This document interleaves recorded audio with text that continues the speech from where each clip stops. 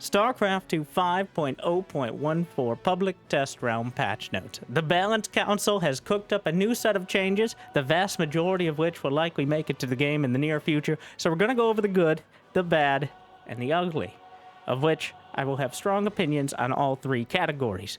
But first things first, the Balance Council. I'm not part of it, but I am part of a hopefully productive critique of all things Starcraft. So if you enjoy, like, subscribe, and actually, we're not even going to get Jimmy involved in this one. I have plenty to say myself.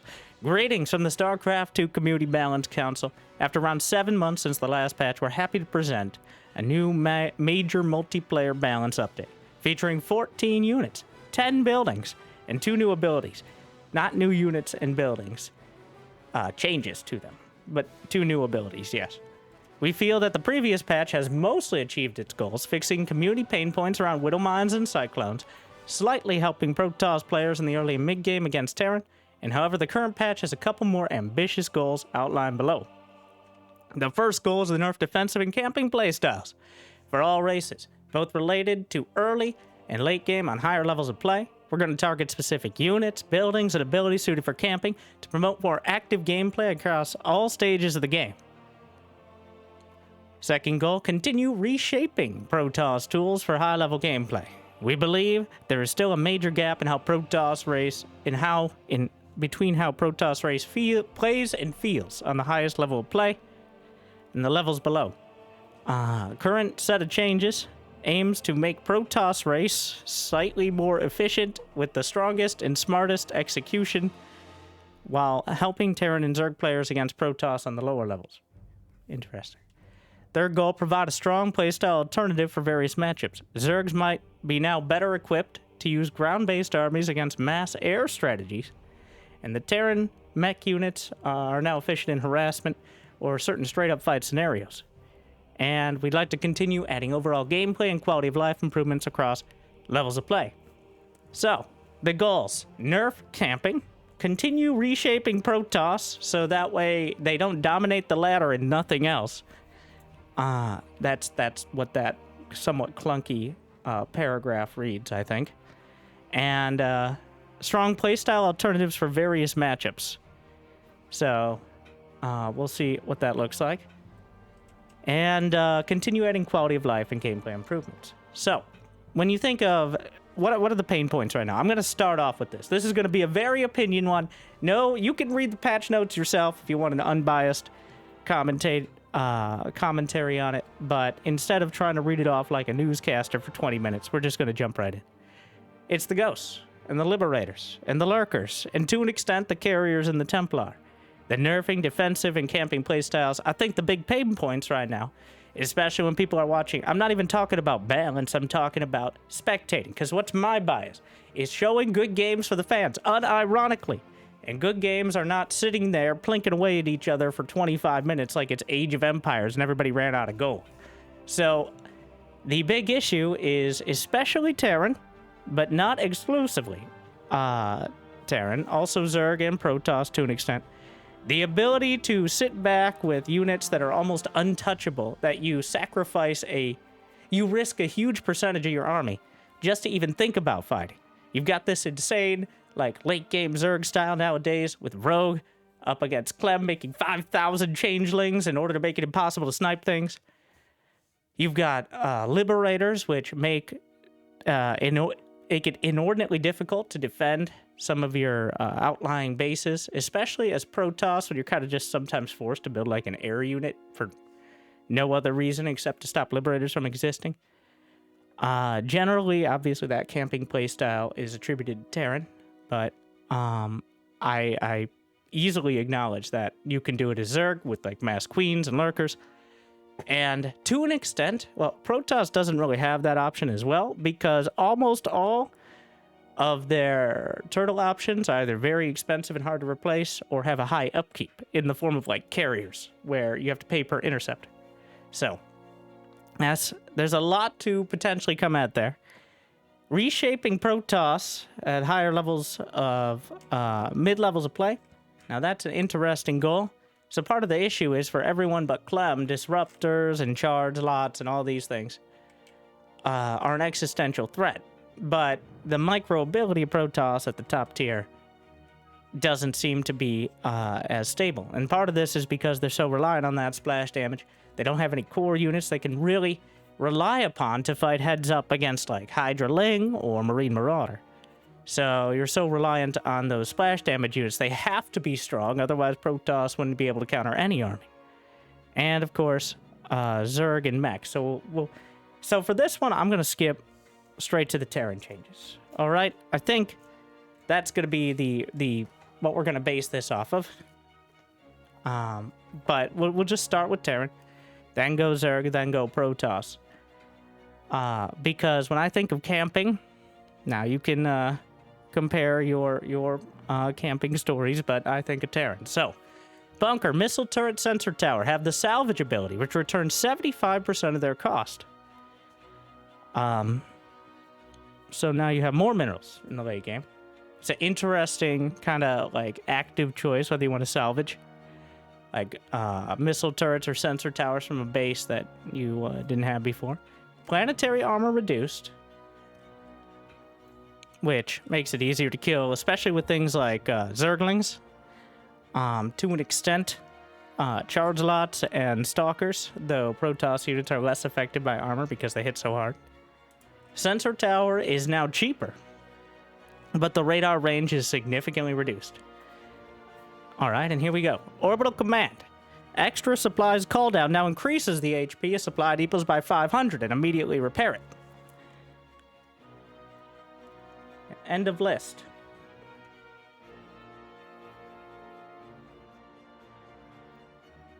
Ever felt like they were too close to actually getting through your wall? Just call down an instant double depot. Okay. Interesting. I don't think this will do much to alleviate the building 17 orbital commands, scanning the entire map, giving everyone radiation poisoning, and having map hacks with extra APM, but sure. That's, it's like a campaign buff. I guess that's cool. Alright, Hellions. Blue Flame upgrade bonus damage. Haven't seen that one in a while. As the Blue Flame upgrade is rarely utilized as a harassment tool, this allows Hellions to two-shot workers of all races. Okay, Adepts. Alright. That's, okay, alright, okay. Advanced Ballistics effect changed from providing +2 range in Defender mode to increasing the radius. And Smart Servos is upgrading, affecting with Smart Servos, siege time is decreased. Despite the previous nerf, attack range is still a limitation in the map-making process. Okay. Alright. I'm acting like I'm surprised here. And I still am, to be honest. But, here's what that looks like. I just wanna... This is why we started with the Terran Changes. Obviously, I've read through these. I've actually made some notes I wanted to compare. So, on the left, this Liberator has advanced ballistics. Alright, has advanced ballistics done. Plan is locked. This one is a Normie Liberator. So, here is Normie Liberator circle. And here's the circle. They tell you, so the graphic here doesn't show it. But the circle they tell you not to worry about.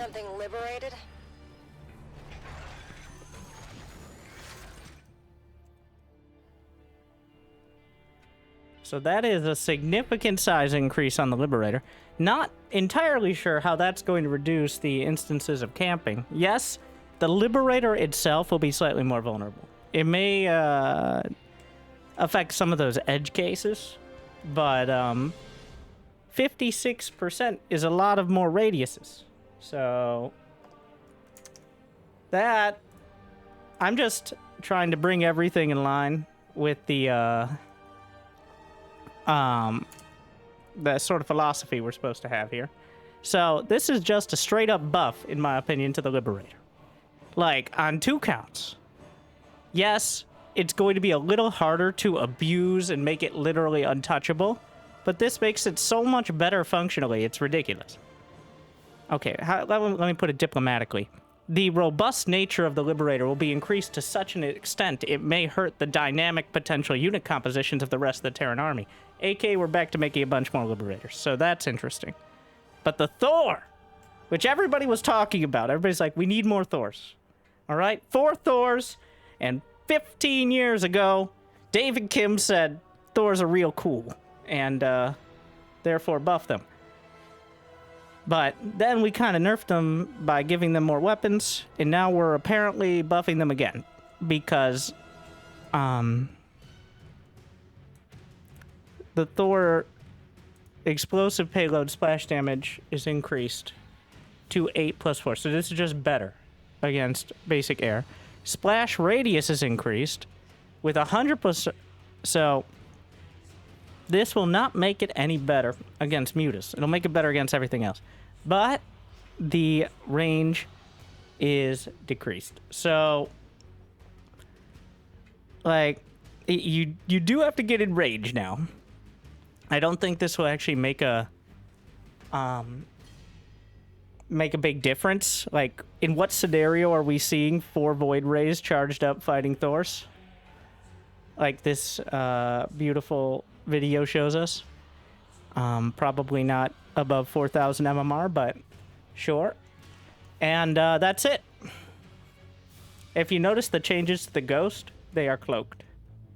Okay, let me talk about this first. You know, there might be some changes for Protoss and Zerg that make sense to not nerf the Ghost or change the Ghost. But I'm telling you right now, before we go through them, there aren't. There are not changes that really make sense to not touch the Ghost. So here's the problem. From my perspective, is it's not just whether it's balanced or not. It's the perception of balance. It's the idea, well, one, from a personal perspective, I don't want to sit here reading out of 200 comments on Clem dunking on Cyril, 138 of them complaining about Ghosts. And of those comments, about 20% of them making a good point, which is still a ridiculously high percentage. The Ghost having the ability to counter ground units with its auto attack, to wipe out all the energy and shield simultaneously of the Protoss. And no, we're going to talk about the new Protoss ability, but it pales. It pales in comparison. Like, it's just the optics, somewhat puns intended, of not even pretending to nerf the Ghost. All right? Make it 3 supply. Make it a light unit. It's not, by the way. Like, make EMP have a radius drop-off. Make it do damage over time, like Storm.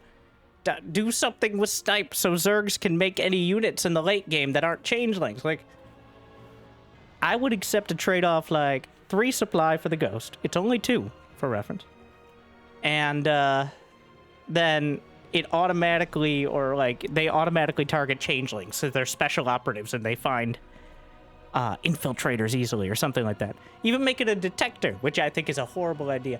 But the fact of the matter is, while you can just still, there's no nerfs to the, in fact, I would call that a buff to the Liberator.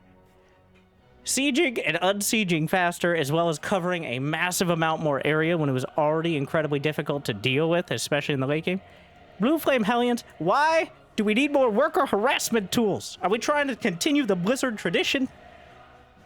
Why?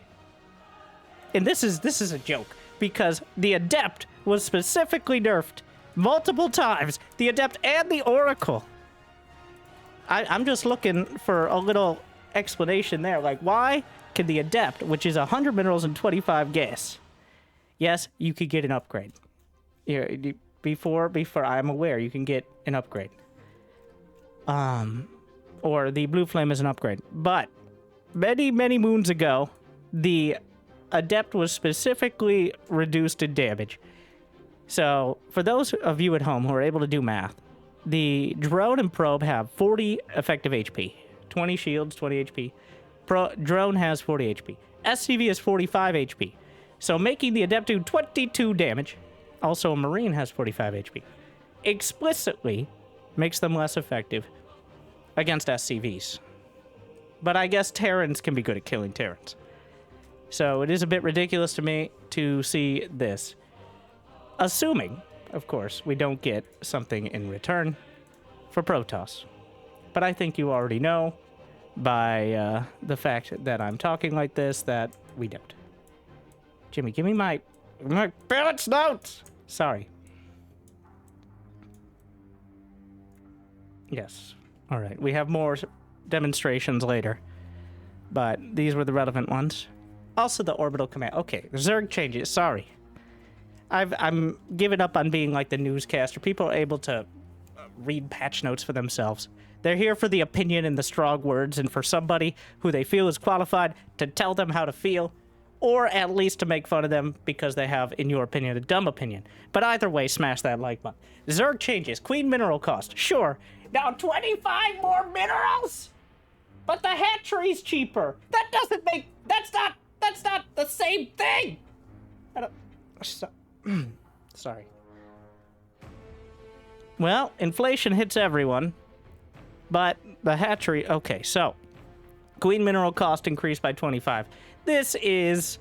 Well, every single game, every Zerg... And yes, admittedly, and obviously, the queen being so required is problematic in and of itself. But... Costing 25 more minerals is just, you know, this is a slight buff to Protoss. This is definitely a buff to Terran. Don't even joke to me about the hatchery costing 25 less.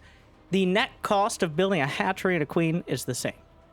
But do you usually build just one hatchery? This isn't mono battle, so this is a nerf to Zerg, and this is a nerf to Zerg at every stage of the game. Which... Well, maybe it's compensated. The Spine Crawler build time decreased. And does more base damage. Now 30 as opposed to 25 plus 5. So that's a bit of a buff. Mostly against like zealots. It will still two-shot Marines. I guess this allows it to two-shot Marines after combat shield, assuming they don't get healed. So, and it builds a little quicker, so maybe some Spine Crawler rushes. That's really more what... the Spore Crawler damage increase, HP, Zerg playstyles against Terran and Protoss mainly feature defensive gameplay like Mass Queens. The efficiency of such defensive styles with strong execution means that Terran and Protoss also prefer to save passive. This is true, but the reason that everyone relies on Queens is because Zerg has no reliable anti-air. I could probably just put a period on the end of that sentence. But... And the key part being, until later in the game, like, at least late lair, when you can have mutas, or maybe Aspire, or Hive, with Vipers and potentially Corruptors. So, that is why Queens are so prevalent. But there are some changes here, so interesting ones. Hydra speed reduced, but they get the dash ability. A third Hydra upgrade... And they go faster. The Hydras too. But it's just for speed. They don't get attack speed. So that's pretty fast. I couldn't find a way to upgrade it in the unit tester, but I'm gonna look one more time. This is from the public test realm, which I'm not entirely sure. It should be updated automatically, is how things work. But there should be that. I think it's called the Frenzy upgrade. Gonna get all the Hydra upgrades. I don't know if it's up here. But this is what it looks like. It's just called Frenzy. I think the patch notes, they just took the Frenzy from like literally campaign. So Hydras will trade off some baseline move speed for an active ability. But it's like for 0.71 seconds. I don't know if you're spamming dash. I realize now, it's not stim. It is literally just a mini charge. I don't know if you're spamming dash if you actually move faster, but that requires more micro, so... Microbial Shroud now sticks to units. Ah. So, I suggested this for Guardian Shield, but, let me test this out, see what it looks like. But I believe this means it works kind of like Revelation, where, maybe not quite exactly like Revelation, because Revelation just kind of straight up sticks to units. I think this is still casted on the ground. you're still shrouded for a few seconds. Interesting. So, you get the benefits of it for a few seconds outside it, which I would like for Guardian Shield for Protoss, but I digress. Ultras can now push nerds around. So, that way they can die to the Marines and Marauders faster, which this video shows is the usual use case of Ultralisks, which I think is actually a pretty accurate demonstration of how that works. But, Ultras will be cooler, so there's that. It will make it a little easier for Ultras not to get stuck behind things. This is maybe a decent buff. We're gonna, once again, let's see if we can... It's a little hard to tell. I'm gonna put... Let's see, if I put these Thors on hold position... Get out of the way! They're still on hold position, but the Ultra was able to push them. Let's, Meanwhile, Zerglings cannot push. Too thick. They kind of just go around. This is probably not a good example, but that's an interesting one. That definitely is a more lore-accurate feeling Ultra. So there's that. We got that going for us. Broodling HP is back to 30. Weapon cooldown decreased. I believe this means they attack more often. And it performs better in various late game scenarios. So, while I'm not sure how any of this will make camping less likely, Spore Crawler's doing more damage but having less HP is a buff. Overall. Where the big issue, like, if spores are being targeted, they'll die. It's just they're almost never the main target, and they don't have the threat priority. So even if you're trying... Like, for example, one queen, bravely standing against the entire Liberator army will be targeted before... Or, Liberator, not a good example. Battlecruiser army will be targeted before a full Sporchard. So, overall... Interesting changes. Will this this just adjust the main unit compositions that Zerg is already using? Notably, no changes to the Infestor or Viper, which are the real source of turtling power for the Zerg, for better or worse. And another reason that ghosts are semi-required, because if you let the Infestors and Vipers go, they will kill everything. So, against Protoss, I believe this is... well, anything that reduces the amount of queens walking across the map early is a buff to Protoss as well, because that is the main threat to many Protoss openers. And part of the reason that the openers are so static is because of certain threats like queen walks. So... Now, I want to go over some of these general changes before we go over the Protoss changes. Orbital Command Sweep now uses Team Color. Sensor Tower Minimap uses Team Color. These are good. Love these. Those are great. Probably should have had those years ago. Command Center, Nexus, and Hatchery now auto-rally to mineral fields. Not just your main. Every base. That's pretty good. I like that a lot. That's a good quality of life change for everyone. Me and you.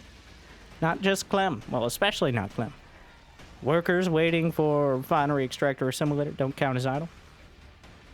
That's good change. SCV random delay while moving, adjusted, which makes them move slightly less, or yes, well, same average. So they will move at a more regular rate.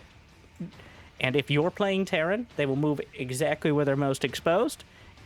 And if your opponent is playing Terran, they will move to be impossible to hit for your units. That has remained unchanged.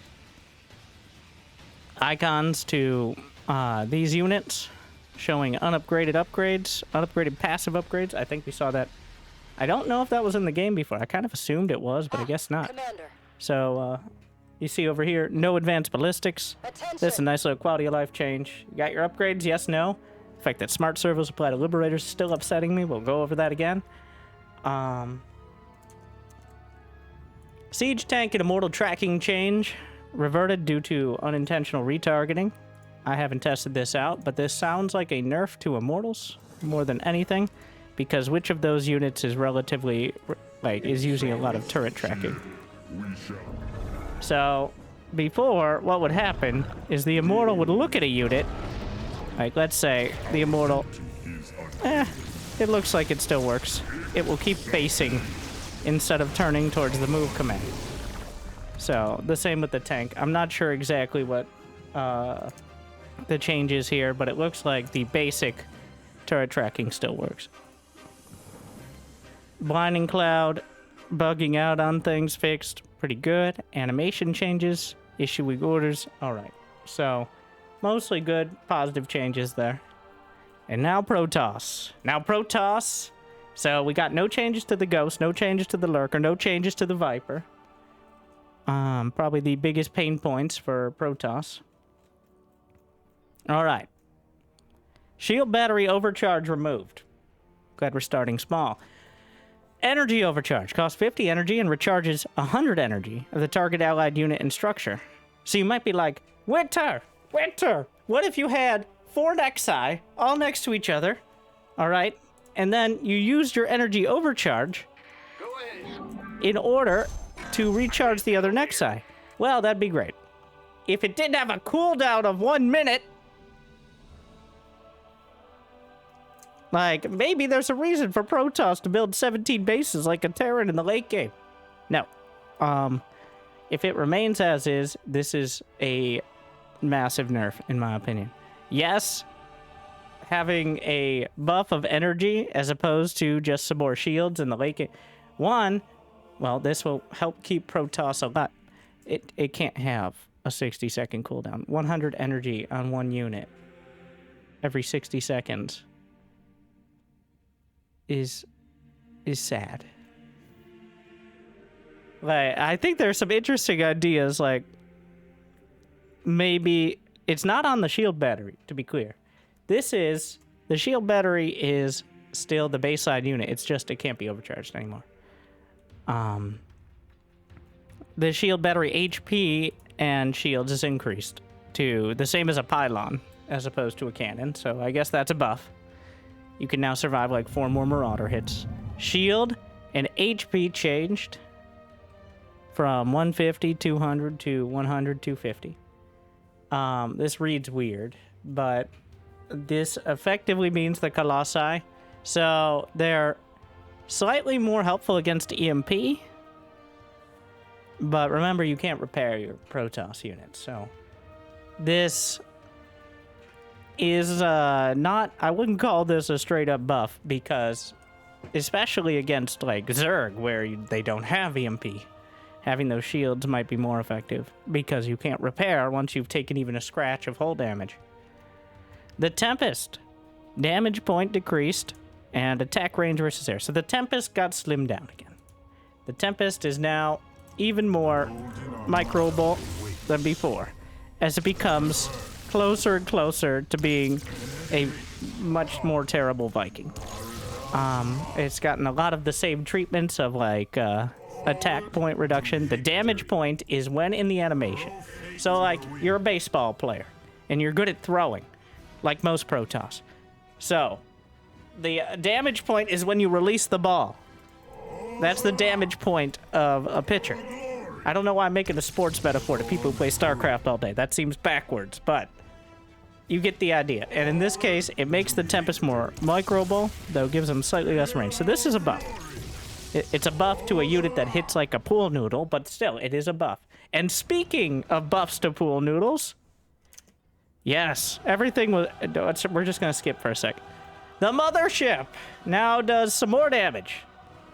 Can it still be abducted? Yes. Can it still be killed easily? It'll have 100. We're back to the 400 meme, not 300. And now targets up to 4 units at the same time, which looks very cool. And as you can see from this video, it can kill up to 4 roaches every like 20 seconds. Still does full noodle damage. You know what? Fight me. Let's see who wins. Unupgraded for both sides. 3 Hydras or Mothership. It does look cool. I'll give it that. You know what? It's pretty cool. Now, did the Mothership need any changes? I'm on board. Yes, Mothership changes. All right. Is it going to make it much different when you get abducted? No, don't touch it. Ah! Yeah, well, that's the problem. The Mothership should not be able to be abducted, and I'd argue maybe it shouldn't be able to be EMP'd either. But Still have all our abilities. That's, well, let me overcharge my battery. And now it's on cooldown. So, if we could use it on each Nexus independently, maybe we could have a macro Nexus set up, but the 60-second cooldown is nothing. Makes it a terrible ability, in my opinion. Not terrible, incredibly niche. Okay, here's another thing. No, we're not done. I need to talk about it after I finish all the changes. Immortal. Mineral cost slightly reduced. Yay! Weapon cooldown increased. Attack speed reduced. Boo! Well, okay, so you can make slightly more immortals, and they do slightly less damage. Okay, so Purification Nova for the Disruptor. Here we go again.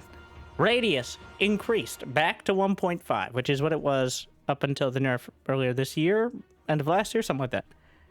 Damage increased, or decreased, from 145 plus 55 to 100, 100.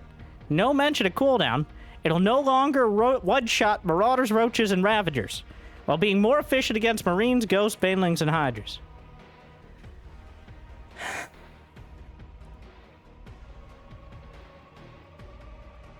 Protoss don't need help killing Marines.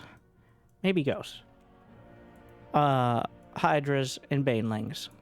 Especially not. So this brings me to my main point, which is you have to go to like Hogwarts for 17 years in order to even pretend to cast as many spells. Because what do you got? You got High Templar with Storm. You got your energy battery overcharged. You gotta not shoot yourself in the fucking face with the Disruptor. You got a Guardian Shield with a Sentry, which has less range than a Stalker and Immortal, so always gets in front and dies anyways. You got like these 3 Mothership abilities, all of which are mediocre. You've got Tempest, which can auto-attack, but really need to be microed in order to be useful. You got Blink Stalkers. You got any sort of warping. You gotta do 17 different things just in order to juggle the flying swords that could literally burn your own throat, if you had one as Protoss, in order to even be competitive. And when it all comes together, or when you do like 12% of those things, you can beat any diamond nerd on the ladder. But can you beat Clem? Can you beat Cyril? Stand against the darkness. Oracles, Phoenixes, every single Protoss unit has another ability. Some of them 2, some of them multiple. High Templar over here, feedback. And then, oh, you take 2 at Debit. Now it's time for Archon merging, which is another step of the process.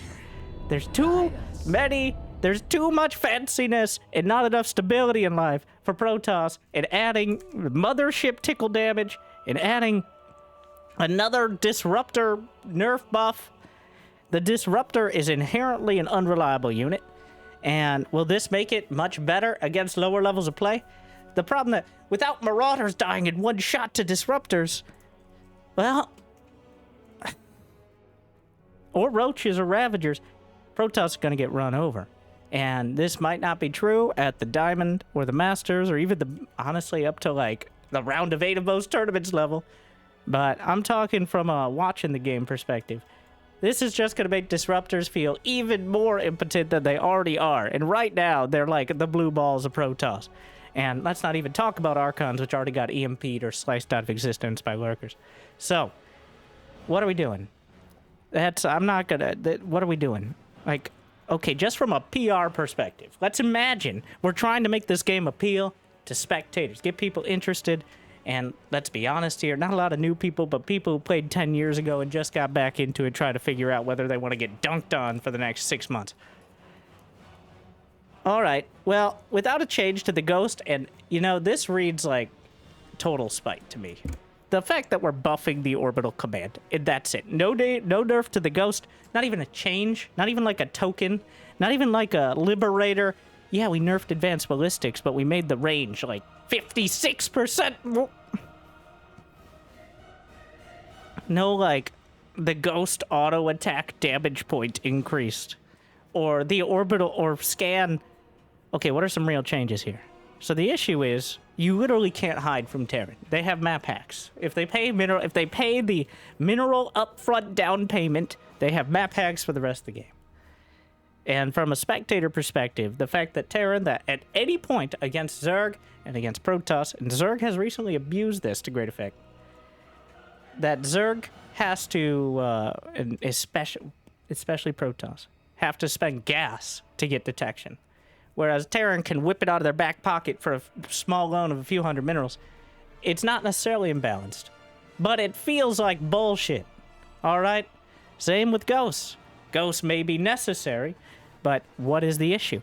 Terran has no real answer to late game spellcasters and unit compositions with any sort of reasonable efficiency. So, EMP, it exists. And Liberators to an extent in order to do single target. If we really want to do zone control, instead of buffing the Liberator, how about the Siege Tank? And remember, the Liberator's even cheaper than it was. The Liberator is cheaper than a Disruptor. And it doesn't require, well, Advanced Ballistics does require a Fusion Core, of course, which also has Medevac energy regen. Why do Medevacs have energy regen, whereas Protoss have no energy? I feel like 2/3 of Protoss is like, we have Terran at home. We have Shield, Restore, like, the Tempest is desperately trying to be a Viking. The Disruptor is now a much higher APM siege tank. The Mothership is like if a battle cruiser could only build one and it was a display piece that you weren't supposed to actually touch. Archons are good until they get EMP'd. So, how do you buff Protoss? Let's be theoretical here.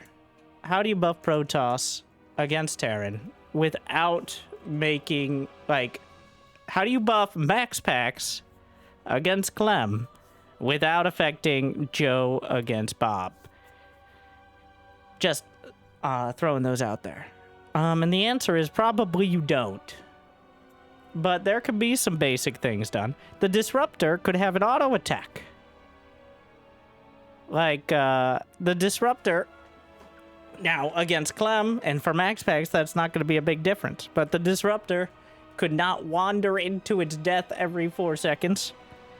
Whereas, maybe we can buff the Siege Tank in order to do more single target in the late game, instead of relying on Liberators, which are just inherently an unfun unit. Now, Thors, I'm willing to try it out. Why? Because Thors are fucking cool. They are. This is a very key point. More Thors, better clickbait. Everybody loves clicking on Thors. I'm good with that. But if I have to go through, like, I get it. And I try to remain mostly unbiased, but it's not fun to watch the ghosts. It's just not fun. Like, video games are supposed to be fun. It feels unfun. And now here's the thing. For Joe, he's not using ghosts because they take 2 different hotkeys. So, what if Protoss could regenerate HP very slowly? Like Zerg. I don't know how that would work. Maybe they get like temporary shields or something that replaces, or maybe when HP is gone, shields fill it in. Something crazy like that. If we're gonna do, like, I guess this comes back to the original philosophy. How does this nerf defensive and camping playstyles? Energy overcharge buffs it, because in the late game, having a bit of extra shields doesn't do much compared to having the right spellcasters. Shield battery HP, that is inherently defensive. The rest of the changes here, like Disruptors are going to make it even harder for Protoss to attack, but arguably easier to defend with the larger radius. The Mothership, salvaging bunkers and missile turrets and sensor towers. This is going to encourage players to build more missile turrets, bunkers, and sensor towers, but I guess this is kind of nerfed because sensor towers are cheaper. But with sensor towers being cheaper, it's easier to turtle. The Orbital Command giving you a free extra depot, easier to turtle. Blue Flame Hellions doing more damage to workers, that... Okay, also, this is a... Just side note, we're talking about workers. This is also a buff to Hellions with Blue Flame, to be fair. Against Zealots, against Adepts, against Zerglings. Banelings are not light units. Against Hydras. And I believe this also affects... I'm not sure if this also affects Hellbats. We can test it. Let's take a look in here.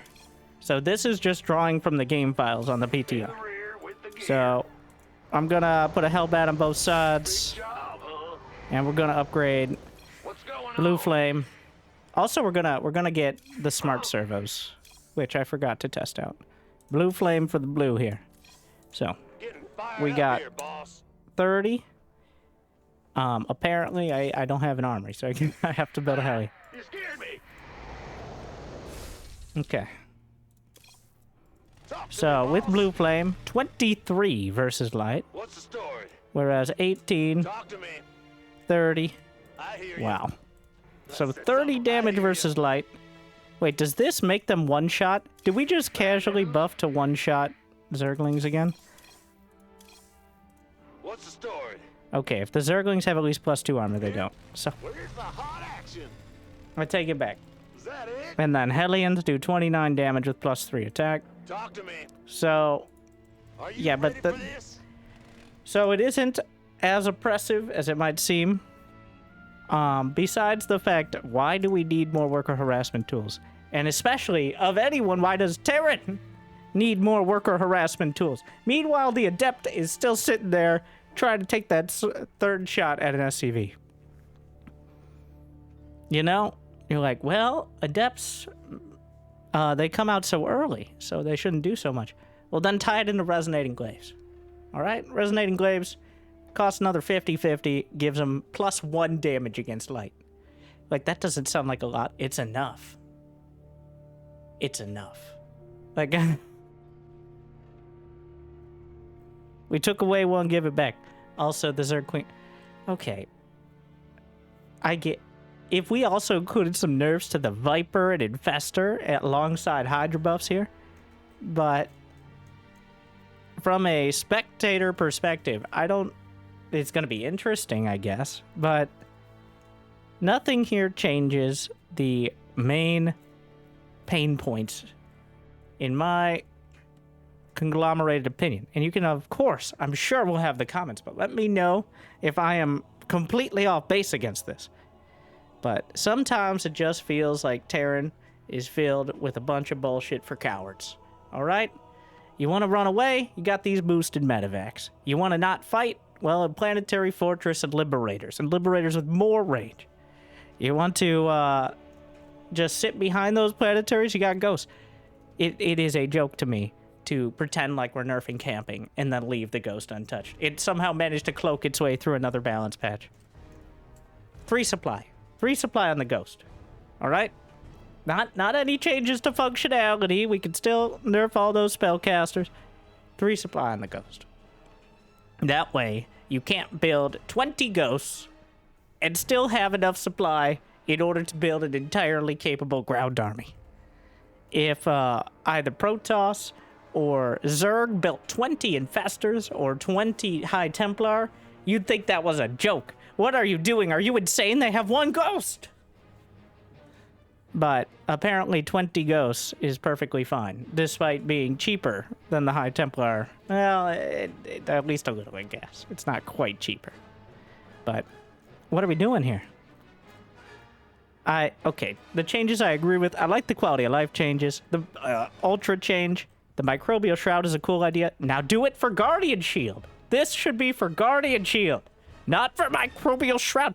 Guardian Shield? Are you insane? The entire... Like, in order to fight a Terran army, you've got to... This sentry, it's always in front.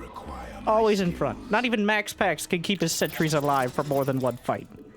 You're essentially paying a minimum 100 take, let alone force field against Terran. But I digress.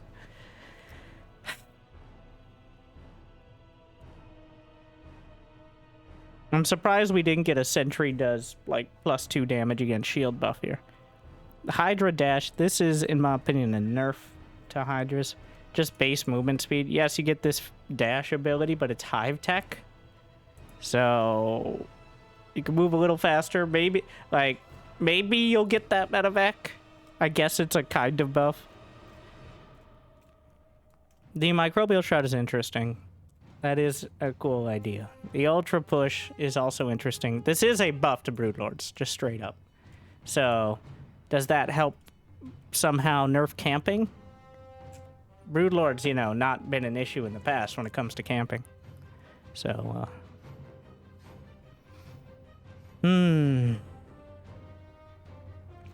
maybe Ultra should have like a spell shield. Well, no.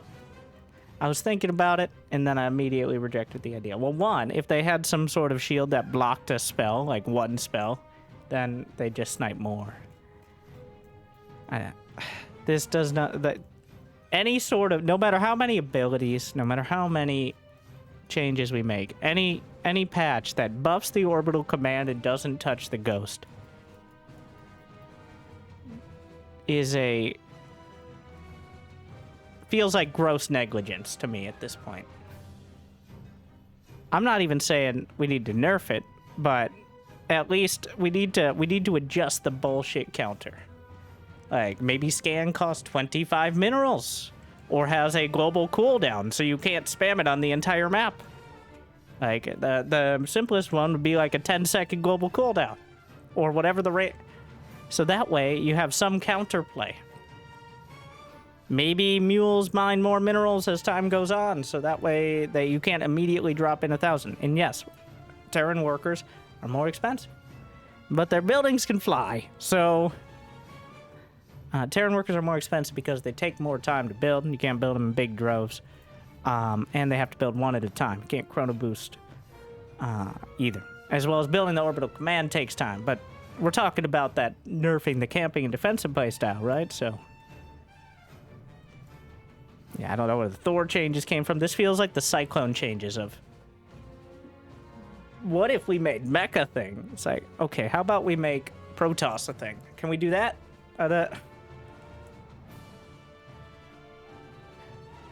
So, if the energy overcharge was much, much less restricted, like either had charges, like I'd settle for like 3 charges, or if it was unlimited, in which case maybe not target on buildings, just units. It does come back to Protoss having even more active abilities that you have to micro, which is part of the issue, and why it seems like, well, Protoss don't just play as well. Well, when you're juggling 17 different control groups, an entire spell book over here, while dying to dudes with drugs and guns, well, then maybe, like, you shouldn't be called so ridiculous for calling for gun control there. Maybe the Terrans don't need to have such... Okay. But I will say, in the last patch, the Widowmine changes were good. They worked out real well. I think they encouraged Terrans to rediscover the siege tank, which is still a very good unit. The mothership. Let's float some motherships over there. Web established. Let's see if the new Thor.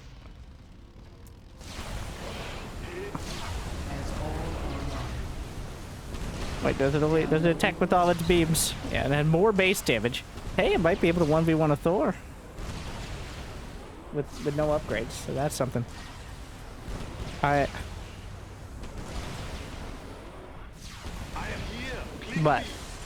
and that's a Thor with +3.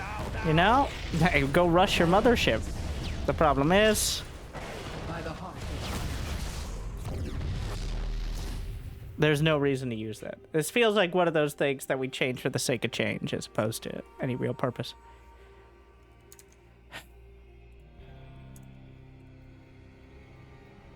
The Disruptor change, I would call a nerf. Immortal change, I would call... eh. There is no... Can we just straight up buff Protoss for once? Would that be the end of the world? Like, what if Stalkers had an upgrade for more anti-air range in the late game? Instead of trying to jerk off the Liberators... Sorry. Like, we don't need to nerf the Liberator by buffing it again. What if Zealots, with their legs upgrade, had more shields or HP, but they couldn't be warped in as fast? I'm a big fan of, instead of warping in, just buffing, instead of adjusting the splash damage units, just buffing gateway units and nerfing the warp prism if you have to do something. But the issue is, all these are just The glass cannons just got more fragile. That's kind of what it feels like here. It's still going to require a ridiculous amount of coordination, and Protoss are still going to roll over noobs with Immortals, Archons, and Charge lots like before, and none of this will change that. So, I like that we're doing such crazy changes. I just don't like the changes. So, I want to go through one more time. Give the thumbs up, thumbs down, quick and dirty opinion. Nexus Overcharge is a thumbs up, but with massive asterisks of it needs to be buffed. But it's a cool idea. I want to see more. Shield battery, fine. Colossus, shield and HP, eh. Tempest, sure. Immortal, I'll still say thumbs up on that. Disruptor, it's not the problem. No. No, that's not it. I guess it's okay to try, but the mothership, okay. Bunker salvage in a vacuum, cool. But what?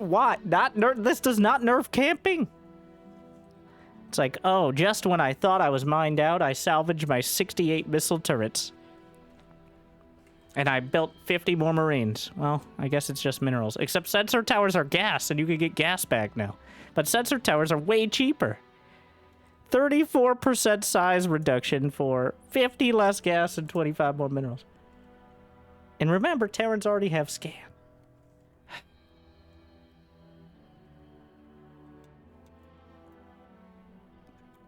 Orbital command. Who came up with this? Is this really, like, why? Explain why this is here.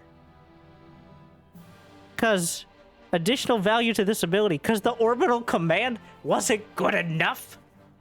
It needed to have 3 game-breakingly good abilities, not just 2. So, meanwhile, the mothership, am I a joke? If you could build 10 motherships, then maybe. There's the change, all right? If we could make orbital commands cost a supply. I kind of like that.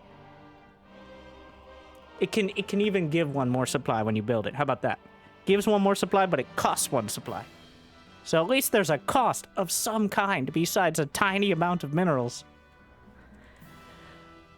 I'm not gonna entertain the idea that it's not, that there's like an opportunity. The next time I see a late game Terran in a relatively good position not build 5 command centers at a time when they're already fully mining from their bases is the time I will say, you know what, maybe command centers aren't that good anymore. But it is not this time, and it won't be, because there's no nerf. It's going to be the same, if not better.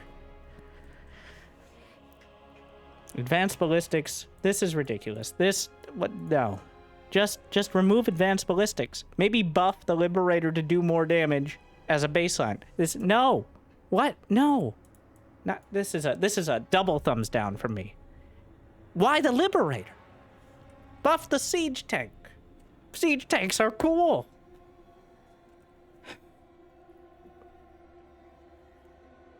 The Thor. Sure, fine. Whatever. The Zerg Queen. How many times, if we don't have any tier 1 anti-air, if the Hydra is going to be a hive tech unit, who's going to shoot the Liberators? The spores.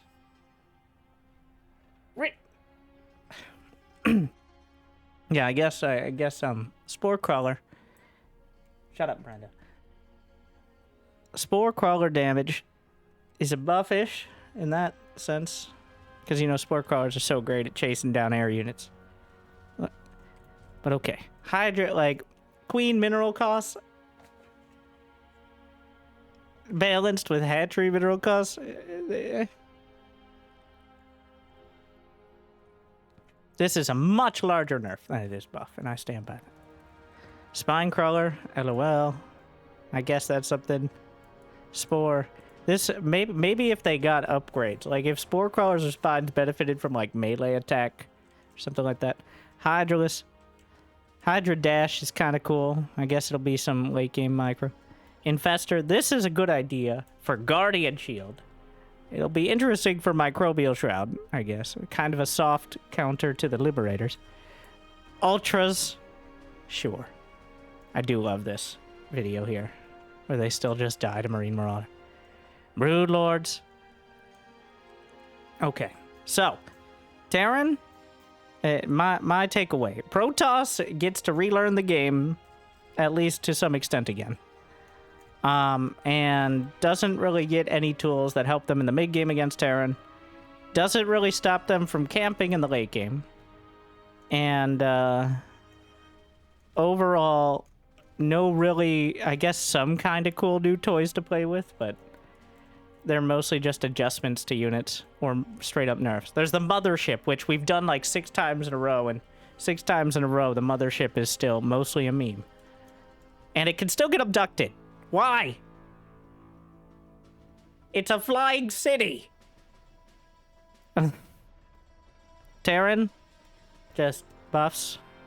None of these is a nerf. In fact, I don't think Terran has a single nerf besides the planetary armor. So, it'll be slightly worse against Zerglings, which it already counters very hard. Yeah, actually Terran gets all buffs. Besides slight planetary paint job. Okay. And Zerg, mixed bag. Overall, I think these are interesting changes in a vacuum. Like, if the patch was only Zerg changes, this would be a pretty cool one. Like, it'd be buffs and nerfs. That would kind of make sense. And I think Zerg, well, Zerg is in a really weird spot right now. With, let me just, I know this made the rounds, but like the last, what are the last, just daily tournaments? Just throw it out there. What does that look like? This is the situation for Zerg right now.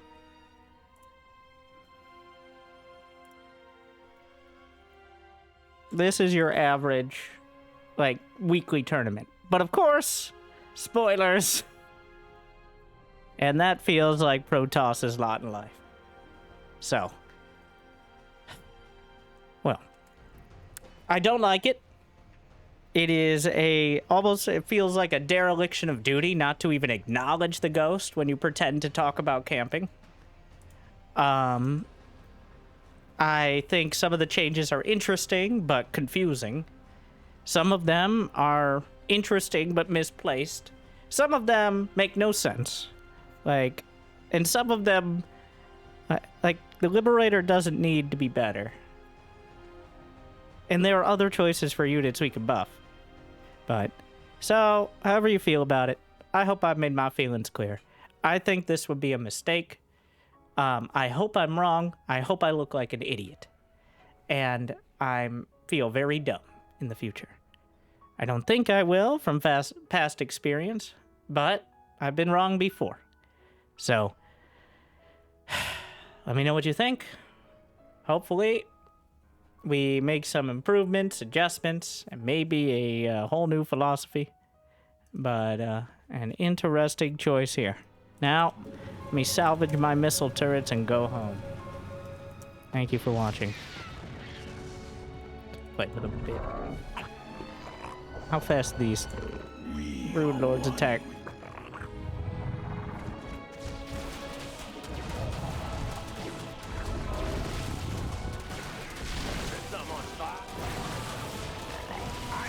Why would you ever use explosive payload anyway, though? Like, why does spec need to be a thing?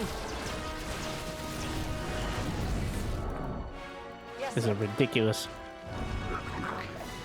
Commander. My God. The Liberator she tells you not to worry about. Uh-huh. Alright. See you guys next time. Let me know your strong opinions. Liberated. Good luck, have fun. Stay chill.